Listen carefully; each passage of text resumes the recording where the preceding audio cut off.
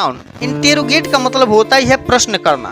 तो जितने भी प्रश्न करने वाले शब्द हैं उन सभी को हम बोलते हैं इंटेरोगेटिव प्रोनाउन। जैसे मान लीजिए व्हाट है, व्हेन है, हाउ है, एटसेट्रा। जितने भी आगे वर्ड हो सकते हैं उस सब के सब आपके क्या होंगे, इंटेरोगेटिव प्रोनाउन। बट वो तभी होंगे जब उसके बगल में एक नाउन ना दिया गया हो।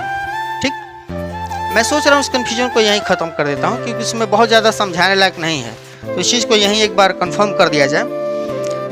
यहाँ पे यही समझ लेते हैं कि क्या अंतर होता है इंटेरोगेटिव प्रोनाउन में और इंटेरोगेटिव एडजेक्टिव में। या नहीं, या मैं लिख देता हूँ इंटेरोगेटिव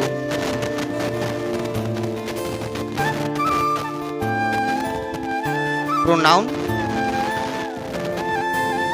और एडजेक्टिव।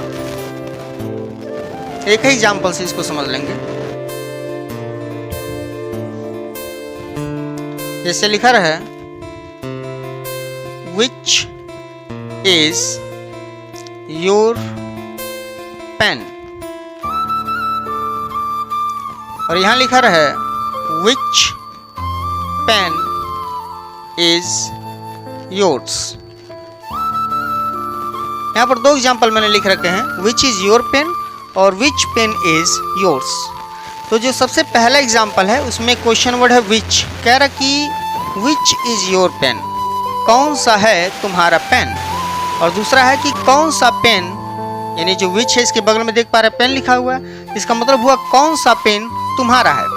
तो यहाँ जो विच है इसके बगल में कोई नाउन नहीं है, लेकिन यहाँ जो विच है इसके बगल में पेन लिखा हुआ, और पेन क्या है, एक नाउन है। यानी जो विच वर्ड है वो किसको मॉडिफाई कर रहा है, पेन को।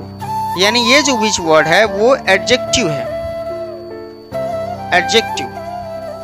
और चूंकि ये एडजेक्टिव प्रश्न यानी क्वेश्चन वर्ड के द्वारा एक नाउन को मॉडिफाई कर रहा है, तो ये किस प्रकार का एडजेक्टिव हुआ, इंटेरोगेटिव एडजेक्टिव।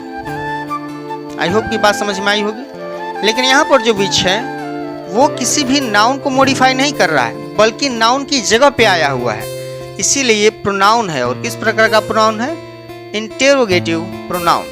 आई होप कि ये बात, ये अंतर, ये डिफरेंस आपको समझ में आया होगा। ठीक, इसको इरेज करते हैं और आगे देखते हैं जो भी हमारे प्रोनाउन बचे हुए हैं